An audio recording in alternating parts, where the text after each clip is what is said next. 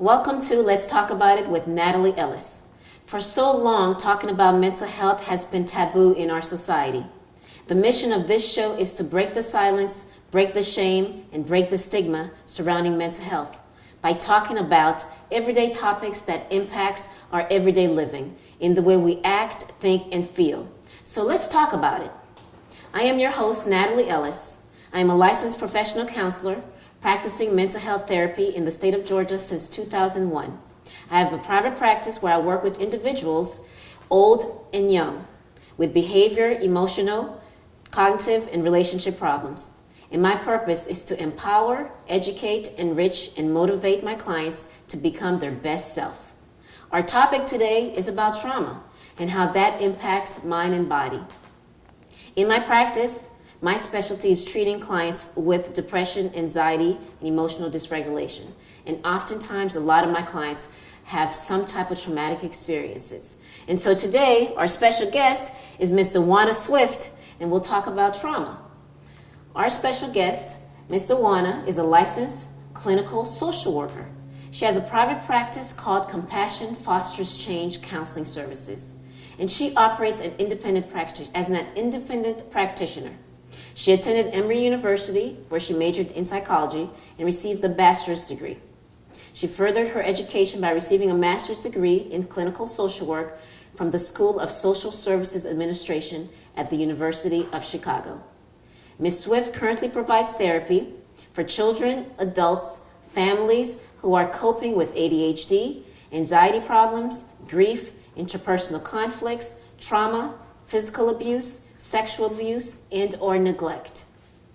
She uses various treatment modalities, including play therapy techniques, trauma-focused cognitive behavioral therapy, dialectical behavior therapy skills, just to name a few.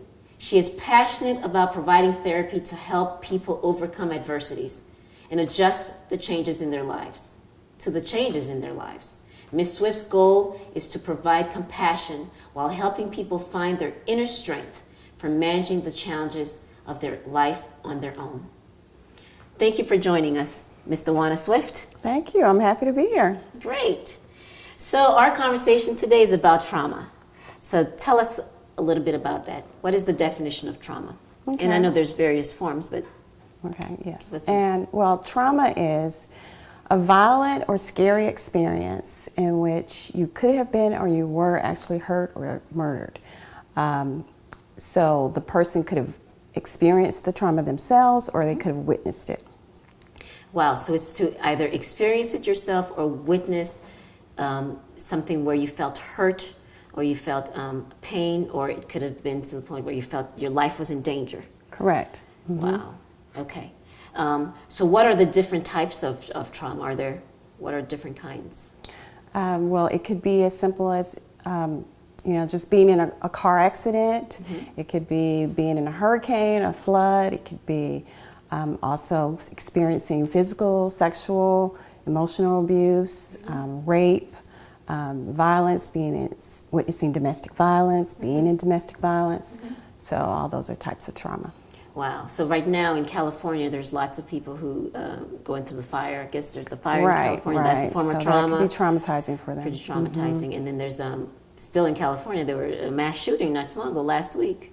Right. Mm-hmm. And those are forms of traumatic experiences that people go through. Right. Okay. So what are some symptoms when someone's experienced different types of traumas or trauma? What are some things to be aware of that they might experience? Some of the major symptoms are avoidance, where they really don't want to talk about what happened. Mm-hmm. And then there's also hyperarousal, where they're really startled by it could be small things, but they're startled by things, could be loud noises, mm-hmm.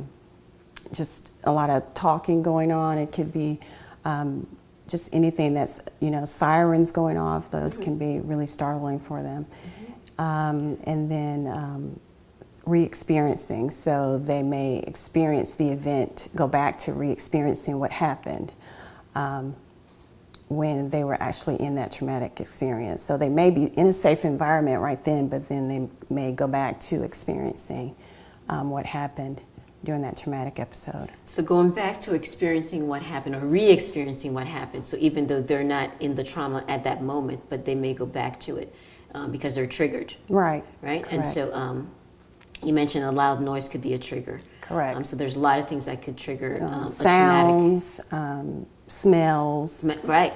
So one thing I've learned with trauma, when we experience a trauma, we experience it in all parts of our body, through all of our senses. Right. Right. And so even though cognitively we may not remember the trauma or the details of the trauma, but our body remembers it. Right. And so you could smell something, and all of a sudden the smell brings a certain type of emotion or feelings, and you may not always understand what it's connected to, but you feel something. Right, right. And there could have been a certain smell or sound that occurred when the trauma actually happened. Wow. And so when you're walking around somewhere, you may all of a sudden smell something or hear a certain sound, and it can trigger you to go back to thinking about when you were there in that moment. Wow, wow. So, and would you say with a lot of things going on, especially now with social media and things we see on the news, things that videos and things that's posted all the time, that people are in some ways constantly traumatized? Is there a lot of traumatization that occurs? Yes, yes. Certain movies where there's a lot of violence, and if you just watch that over and over, yes, you can experience some trauma. So sometimes you just have to watch something that's just funny, just a funny TV show, so that you can just relax a little bit and not bring yourself to a heightened sense of arousal. Right, right. Yes, because again, there's a lot of things based on those experiences that could just create trauma and be re-traumatized, and people aren't always aware. So one of the things I remember years ago, they did a study called the ACE study, Adverse Childhood Experiences. Right. Are you familiar with that? Yes. So you can give that assessment to kids, your clients, to determine how what experiences they've had in their life, what traumatic experiences they've had. If they've witnessed domestic violence, physical abuse, sexual abuse. So it's a lot of different questions that ask what you've experienced in your life. Okay. And from what I've heard, or from not what I've heard, but this is something that I also practice in my with my clients too. I give them that assessment, and so from what I've seen, and based on that initial study, that depending on how people are answering their questions and how many adverse experiences that they've had during their upbringing, indicates their risk level. Right. Risk for substance abuse or risk for mental health issues. So when we experience a trauma, if it's not properly worked on, it could lead to a whole lot of other things. Right, right. And if you've experienced a lot of those traumatic things, then it could lead to complex trauma, which is trauma where you've experienced a lot of different negative events and you didn't have any supports, anyone to help you go through the traumatic experience or to just sit and comfort you. Gotcha. And we'll talk more about that because I'm really intrigued about that complex trauma and an impact on the whole self. And we'll talk more about that after the break.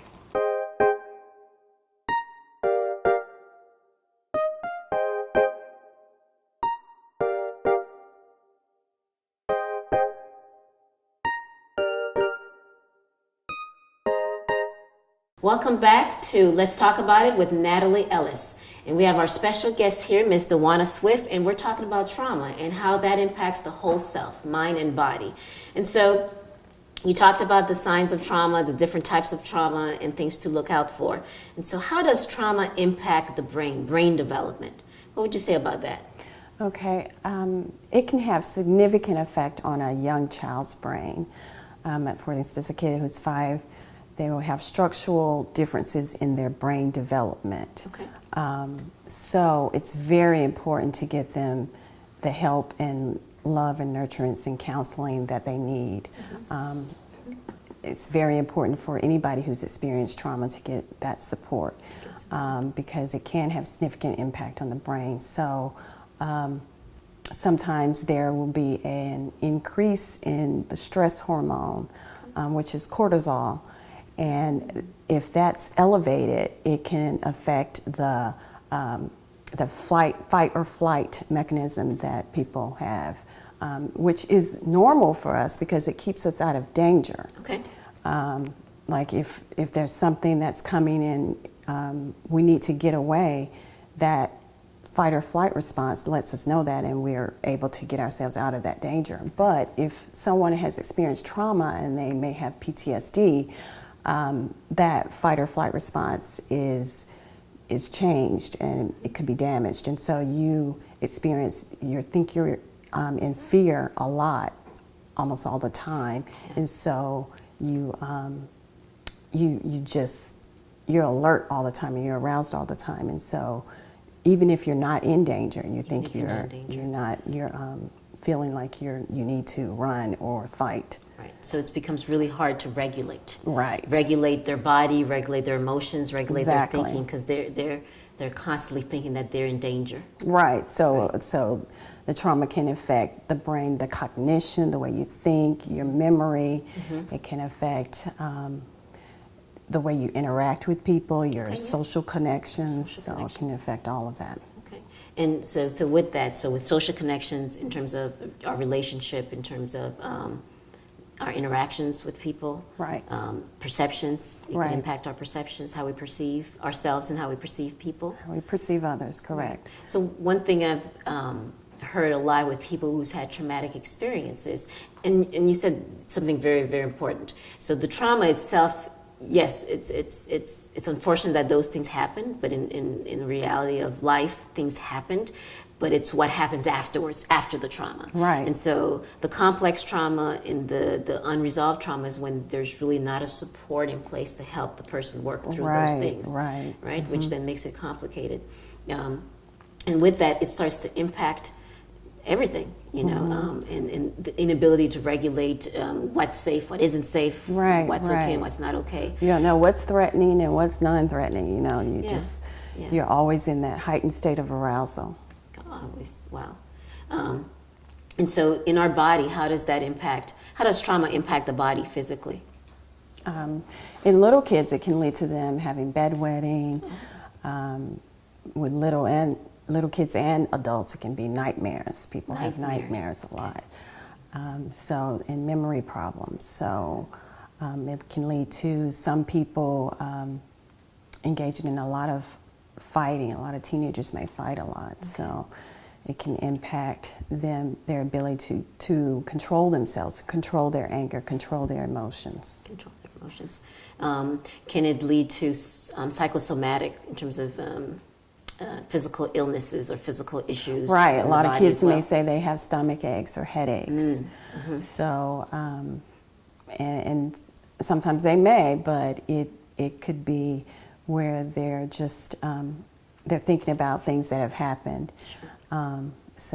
It can impact you emotionally, psychologically, and your social well-being. Right. So emotionally, how does that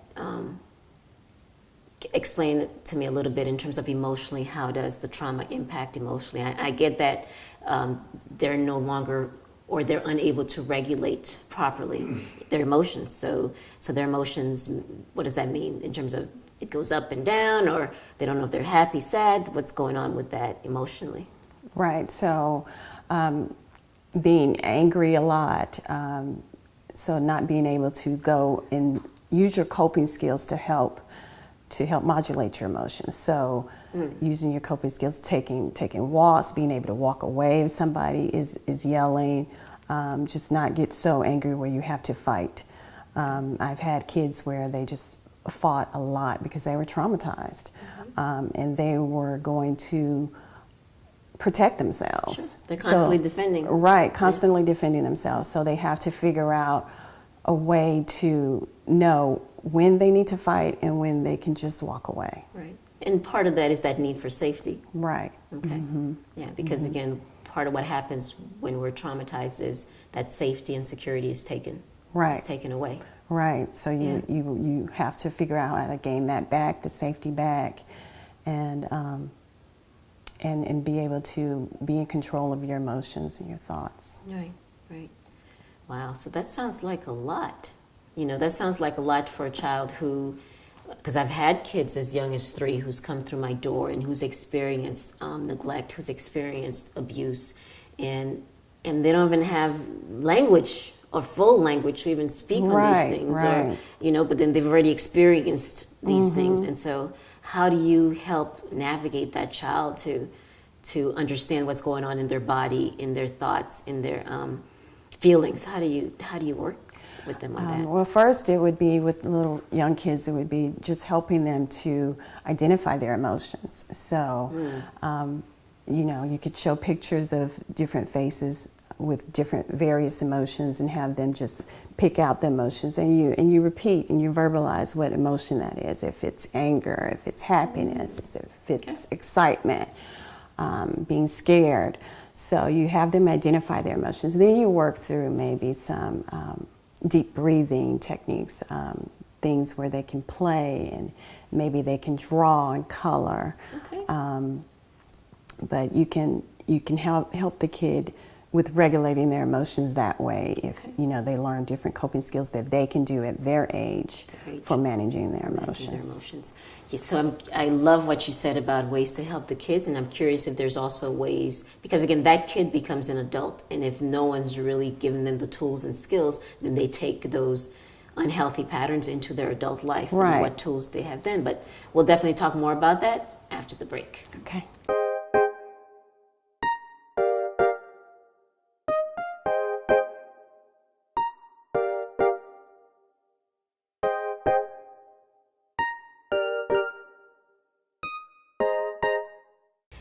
Welcome back to Let's Talk About It with Nathalie Ellis, and our special guest today is Ms. Djuana Swift, and we're talking about trauma and the impact on mental health.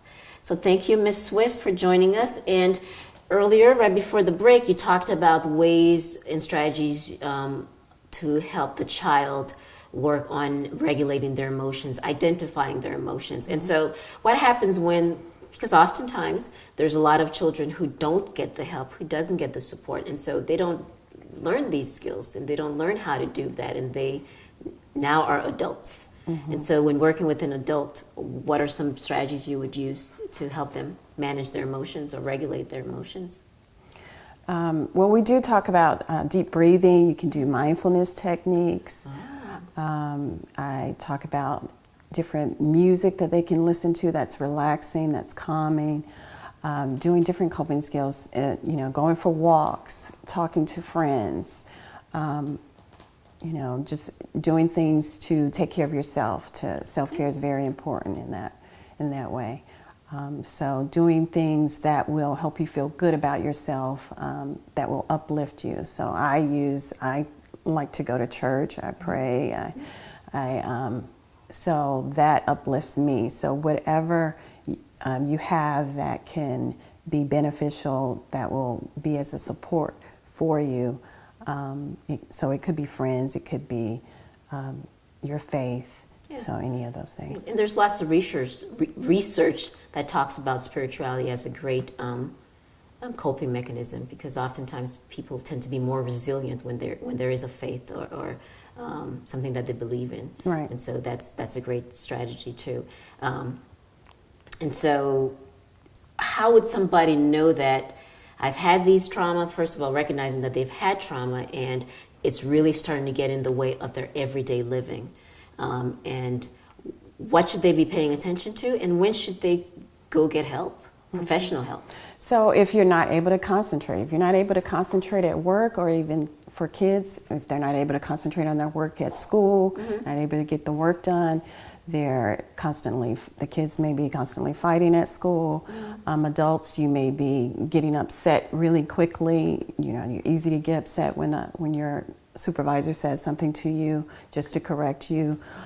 So that could be some signals, some warning signs.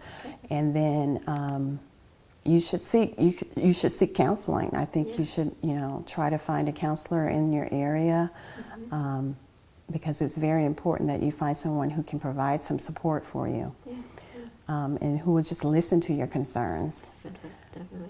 So definitely, when it starts impacting relationships, right? Impacting relationships, and even that relationship with yourself too, right? Would you say? Because there's a lot of people who, based on their trauma, has had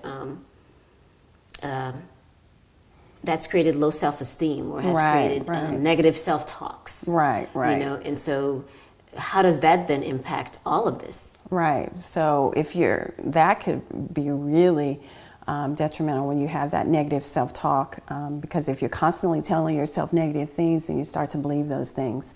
So you can go into one strategy we use is reframing negative thoughts. So give us also an example. called cognitive processing. You can, like for example, if you have the thought that you are,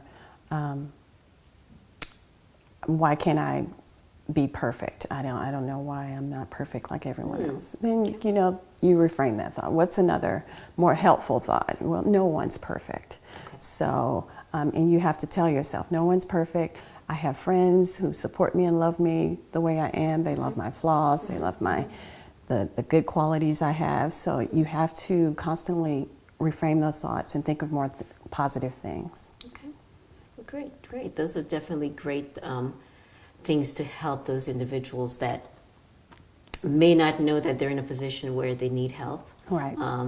And oftentimes, depending on the trauma, and especially the traumas of abuse, sexual abuse, domestic violence, the ones that's more personal or interpersonal maybe, people tend to be ashamed of those things. And so they're not really talking about it. They're not talking about those experiences. And so they tend to carry that on. And does that create more trauma? When they don't talk about their experiences, yes, because that's when they go into avoidance. So when you avoid things, the feelings and the emotions, they build up. I tell people, you don't want it to build up, and one negative event after the other building up until it kind of explodes, like a volcano exploding, erupting. So it's really good. You have to talk about it with someone you trust. Wow. So that's great, being able to talk about it. And how do you, the client that comes in there with so much trauma, so many hurts, so many pains, so many things that's happened to them, and they've never necessarily shared it with anyone. So how do you, if they come to you as the professional, how do you start that conversation with them? Well, I tell them first, I'm glad that they're decided to come in, because you're aware that there is a concern, there is a problem. So it's just great that you're coming in. I'm happy that you're here. I'm here to support you and listen, and be there for you as you talk and you go through this experience and this journey of healing yourself and gaining better control of your emotions. Wonderful. So definitely encouraging them and applauding them for taking that step to come see you. Right. Definitely. So if someone wants to get to know more about trauma work and wants to reach out to you, how can they do that? Can you let the audience know how they can reach you? Okay, well, my business is called Compassion Fosters Change Counseling Services, and my private practice is located in Decatur, Georgia. And you can email me at compassionfosterschange@yahoo.com. And I'm also on Instagram. Great. Thank you so much for joining us and having a great conversation about trauma. Thank you for joining us on Let's Talk About It with Nathalie Ellis. And the mission is to break the silence, break the shame, and break the stigma surrounding mental health. Thank you. Thank you.